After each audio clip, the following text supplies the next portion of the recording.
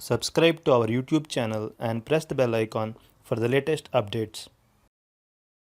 How to allow pop-ups in Google Chrome browser. Open Google Chrome browser on your computer. Click on the three-dot icon located at the top right corner of the page. Go to Settings. Scroll down. Under Privacy and Security section, click on Site Settings. Scroll down. Now under Content section, click on Pop-ups and Redirects. Currently it is blocking all the pop-ups. Toggle the button to allow pop-ups on Google Chrome browser. This is how you can allow pop-ups on Google Chrome browser. Thank you for watching.